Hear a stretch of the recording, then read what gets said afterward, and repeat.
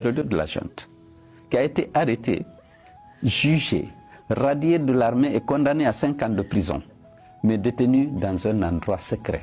Ses avocats ont revendiqué qu'il soit à la prison civile. Mais quelques mois après, on a rendu son corps à sa famille. Le colonel Célestin Villavogui, qui a été enlevé et qui était porté disparu. Un beau jour, on appelle son épouse, elle vient au camp militaire, au camp Samori. On l'a conduit, la pauvre, à la morgue. On tire un tiroir, on dit est-ce que c'est votre mari? Il était mort. Le docteur Dioubati, qui est un médecin, un jeune médecin à Kankan, on l'accuse d'avoir brûlé l'effigie de Mamadi. On l'arrête, on le met en prison. Quelques semaines après, on appelle sa famille, on rend le corps.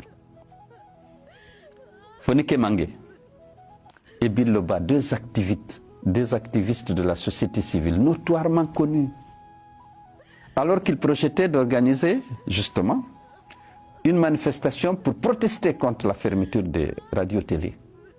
On vient les enlever.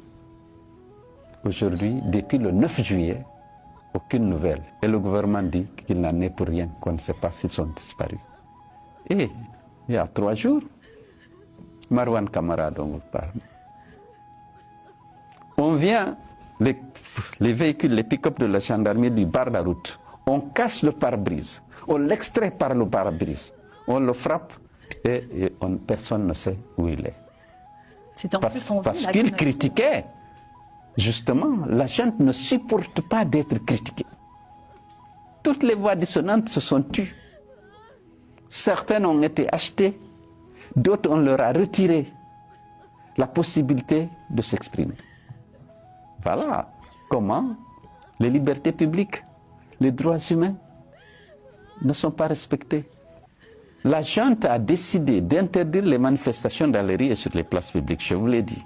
Même si pour la promotion de la candidature d'Oumbouya, tout le monde est libre, c'est financé, c'est encadré, c'est encouragé. Mais les partis politiques, tous les citoyens qui ont essayé d'exercer ce droit, inscrits dans la charte de la transition, on les a abattus. Il y a plus de 60 jeunes abattus dans la rue, dont la plupart avaient moins de 20 ans.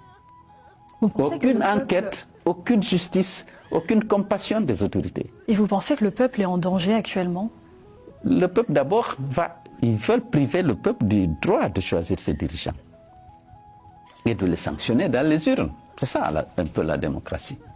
Ils ne veulent pas ça, ils veulent conserver le pouvoir, quitte à organiser une mascarade électorale en éliminant tous ceux qui sont susceptibles de gagner des élections par l'instrumentalisation de la justice.